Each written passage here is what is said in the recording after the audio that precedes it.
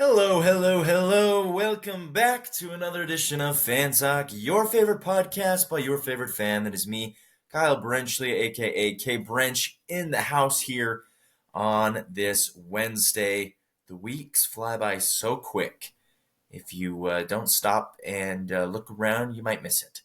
It's still warm today, so it's not quite fall. I don't have my fall candle out yet. I'm pretty adamant about, living in the moment and letting the seasons come to you and not getting ahead of yourselves. Rogue One's back there. A little different setup today. I've kind of shuffled around my operation here, so I'm closer on this side of the room now, where in the past I've been back a little ways. But regardless, we'll have a good time here on Fan Talk. Fan Talk's a podcast that you can find on YouTube, Spotify, iHeartRadio, Apple, Amazon, pretty much anywhere you get your podcast. If you like the video version, please go over to YouTube, like the video, leave a comment, subscribe, do whatever you want to do to help out this channel.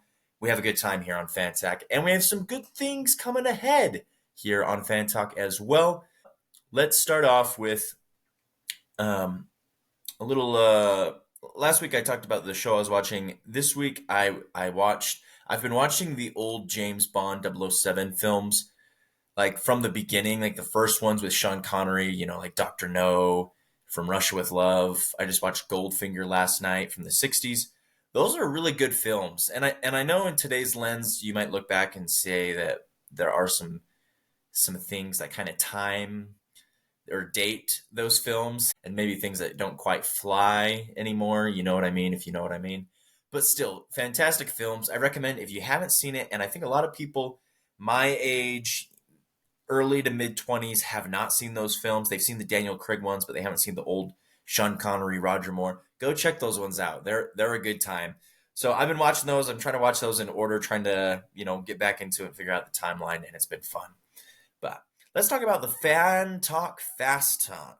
3 quick stories to start off your Wednesday, and then you guessed it, we'll jump right in to college and NFL football for the rest of the episode.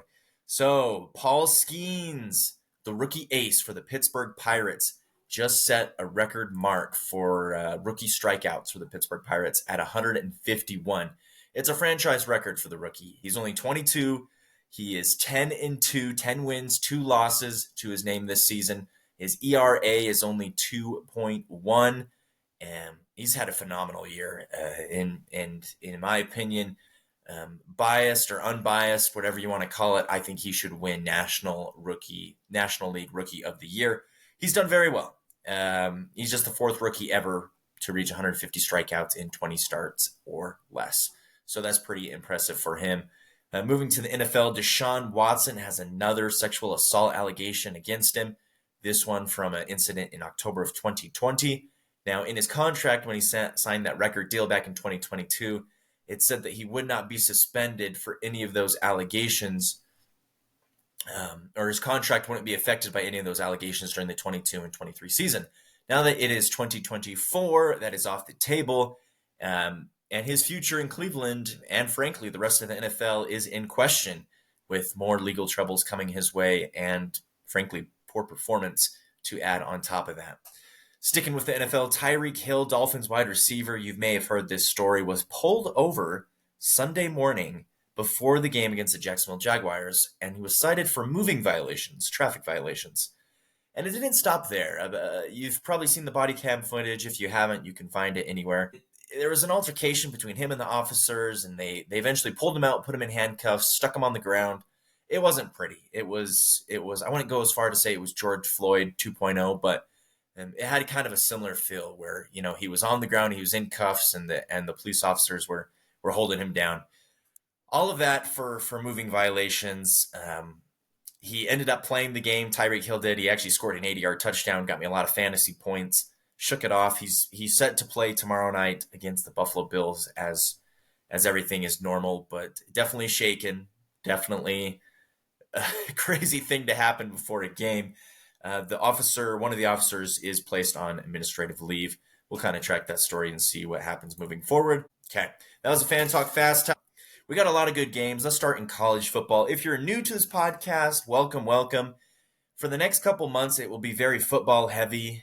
This is my third college and NFL season doing this podcast. So coming up on my third season of this podcast, and it's been real fun. If you're new here, kind of what I do is I'll kind of tell you what games to watch in college football, since there's so many good ones and there's just so many period that it's like, which games do I watch?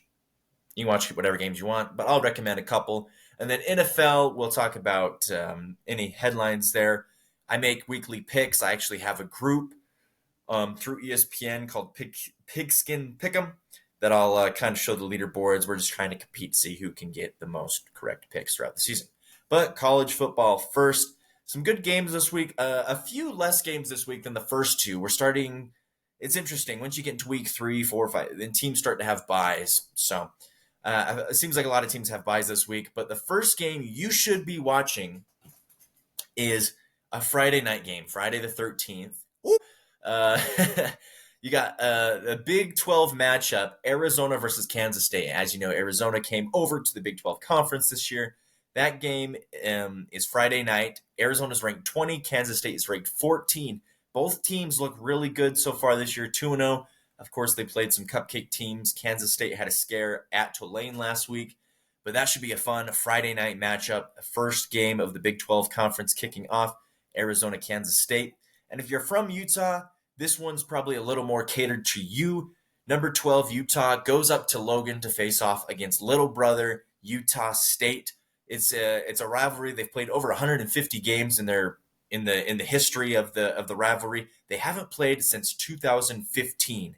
I believe that is the last time that they played. Utah State, the last time they won against the Utah Utes was 2012. So this game is in Logan. Cam Rising probably won't go. They're probably going to roll with Isaac Wilson, the Utah Utes are. Utah State coming off a blowout loss against USC. This game's probably a little more interesting than you're thinking. So especially if you're from Utah, maybe if you're just a Big 12 fan, keep an eye on this game. The Utes could be on upset alert. If not, at least it will be a fun game up in Logan. Good atmosphere. A lot of Ute fans will travel up there, and then the Aggie fans are always showing out and showing up. Alabama is playing Wisconsin. You can watch this game if you want. It will be the big noon kickoff game. Alabama probably is going to boat race Wisconsin. I don't think Wisconsin's super good this year. So I wouldn't worry too much about that one, but that one's probably a game that you will see. This one should be very interesting, and this is a game that's kind of flying under the radar in my opinion. Number 24, Boston College, going to visit number 6, Missouri. Missouri is ranked in the top 10. Last year they were as well, but it's been a few years since they've been, this good. They're at home. They're 2-0. They're hosting Boston College and Thomas Castellanos. It's a hard name to say. Anyways, he's on my college fantasy football team. He's the quarterback for BC. BC's really turned a corner. They're a good team. That's a game that you should be watching. BC at Missouri. And then Oregon State, the great battle for the state of Oregon. Oregon's ranked number 9. They've kind of had a rough year. They almost lost to Boise State. They almost lost to Idaho. They're visiting Corvallis. I wouldn't be surprised if Oregon State gave them a run for their money. It's always a fun game. Both teams 2-0. Again, Oregon ranked number 9, but could be on upset alert for that. And then there's a few other games, not a ton of ranked matchups this week, honestly. I'll give you one more game to kind of be aware of in the evening slate. You got the Colorado versus Colorado State rivalry. This one will be in Fort Collins this year. If you remember last year, that game went into, what was it? Was it triple overtime? It was either second or triple overtime. I think it was maybe second overtime. And Colorado hung on to win, and that was when Coach Prime had taken over, and all the hype around Colorado was really big. Now they've kind of cooled down a little bit. We see that Colorado is not as hype as many people assume. They're visiting Colorado State. Should be a fun matchup to watch. So there's some games you can watch there for your college football Saturday and Friday. Be sure to check those out, and it should be fun. Like I said, it's kind of a slow week. A lot of teams are on bye, not a ton of ranked matchups. But regardless, it could be, Boise State versus Western Michigan, and I would sit down and watch it. You know what I mean? Like, it's football season. There's a game on. As long as it's competitive, I'm all for it. Daily reminder to stay thirsty, stay hydrated, and to have some fun out there. Okay, so let's move over to the NFL. As I mentioned earlier, I am doing this group. It is for the podcast. I specifically made it for the podcast, and it is an NFL Pick'em group. It's simply that. So each week, I'll show you here. It's called the Fan Talk Fun Group. And I'm sorry if you guys missed out on it. You can still join, but you just won't have as good of a record. You can never catch the leaders, I wouldn't say. But it's a group I've created for the podcast. As you may or may not know, the last 3 seasons I've done weekly NFL picks. This year I've decided to make it interesting and to make it a competition. Not to toot my own horn, but I'm pretty good at picking just straight up the winner. As you can see, this week I went 13-3. I'm actually tied for first by Mosin Nagants. I don't know who that is, but congratulations, you tied me in the first week. But yeah, here's the list of us 13 that we got here going. If you can beat me, then there is a prize at the end. So, heck yeah, that could be fun. All right, so let's go ahead and let's make some picks here, week 2. I'll go through here and make the picks. I don't think I'll share my screen at this point though, but I'll go here. We'll go through here and make the picks for this week. Thursday night football. We got the prime video back again with Al Michaels and Kurt Herbstreit. We got the Buffalo Bills visiting the Miami Dolphins. Both had close wins at home. The Dolphins will be without Raheem Mostert. Again, this is Wednesday when I'm reporting this. Raheem Mostert will not go. Devon Achane is still questionable, but they still have Tyreek Hill. They still have Jalen Waddle. They still have Tua Tagovailoa. Their offense will still be fireworks. The Buffalo Bills, of course, lost a lot of weapons on the offensive side, but Josh Allen was accounted for 4 touchdowns and over 300 yards in the game against the Arizona Cardinals. The Buffalo Bills are 11-2 in their last 13 games up against the Miami Dolphins. I'm going to take the Buffalo Bills in this one for the upset over the Dolphins in Miami. Saints and Cowboys. Saints are riding high after an absolute slaughter of the Carolina Panthers, but the Cowboys always play well at the beginning of the season. We know the cycle. This is our year. We dem boys. They start off really good. They make the playoffs. They don't go anywhere. This game is in Dallas. Give me the Cowboys for this game. Buccaneers and Lions. This was a fun matchup last year. The Lions did beat them, I think, by 2 touchdowns, but the Buccaneers had their orange creamsicle jerseys.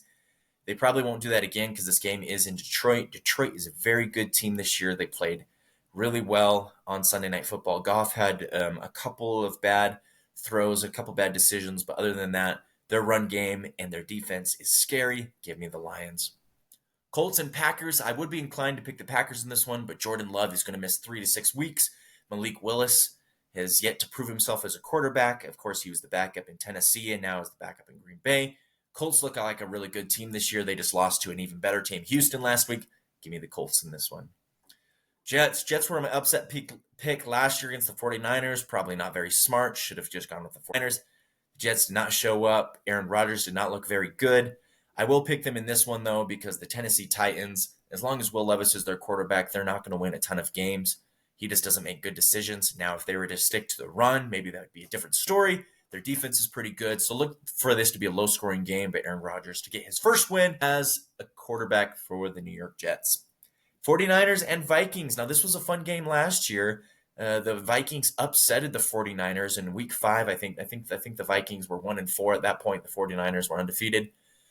But I like the 49ers in this one, even without Christian McCaffrey. They absolutely dominated the New York Jets. Give me them. It should be a closer game than ESPN is saying. Right now, they're giving the 49ers a 94% chance to win.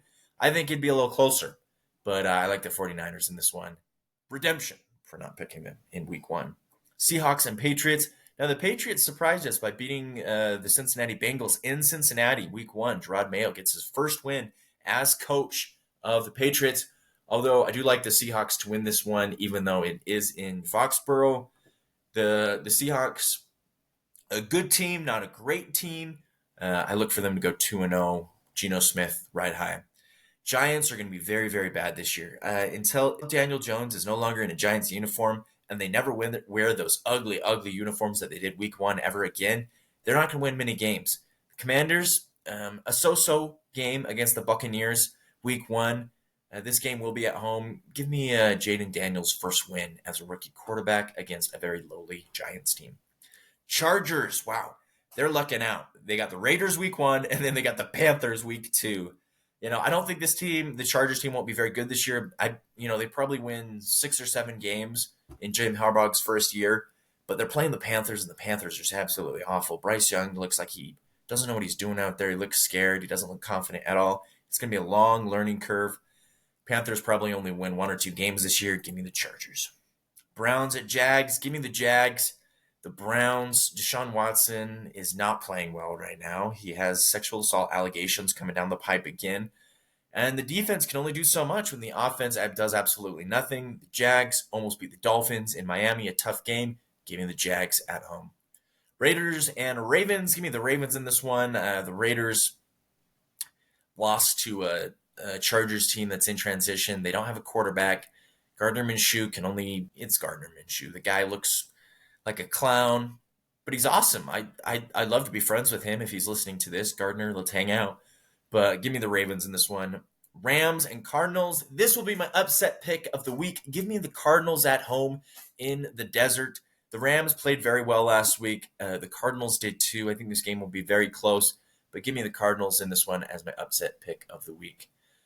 All right, now we're to the Broncos game. Unfortunately, Russell Wilson will not be the starter for the Pittsburgh Steelers as they visit Denver. That's NFL kind of did that on purpose to, add to the drama. It'll be Justin Fields. The Steelers have a very good defense regardless. Bo Nix kind of struggled in his first game. He's still learning the ropes. It's going to be a long season per se for the Broncos until they figure out their offense. I will pick the Steelers in this one. It is the safe bet, and I trust the Steelers defense more than I trust Denver's offense. Bengals at Chiefs. I'm going to go with the Chiefs in this one. Bengals just don't look the same. Joe Burrow's clearly not the same. And there's still that drama around Jamar Chase. And they lost to the Patriots, so enough said. Bears at Texans. This one potentially could be a fun one. That's why they put it on Sunday Night Football. I think the Texans have this one in the bag. Look to see how Caleb Williams does against a better Texans team. Week 1, he did go against Tennessee and didn't even throw for 100 yards. So we'll see what happens against the Houston front, And then Monday Night Football will be Falcons and Eagles. I like the Eagles in this one. The Falcons disappointed me big time. A lot of people picked them to beat the Steelers in week 1, but they only put up 10 points. Kirk Cousins struggled, and it was kind of a mess. So give me the Eagles in this one. All right, guys, that is my picks for the week. Let me know your picks down below. If you want to join the ESPN Pick'em group, DM me, comment, let me know. You will be a week behind, but you can still join in on the fun. Go watch some football this weekend and go make the world a better place. Take some time today to remember those that we lost. It is 9/11 when I'm recording this. We will always remember the sacrifices the first responders made on that day. It is a sad day that we will remember and keep in our hearts. Our prayers and thoughts continually going out to the family and those affected by that terrible tragedy that happened years ago. So with that, I'm going to end this Fan Talk podcast. Thank you guys so much for tuning in. Hope you guys have a wonderful day, and I'll see you guys next week for another edition of Fan Talk.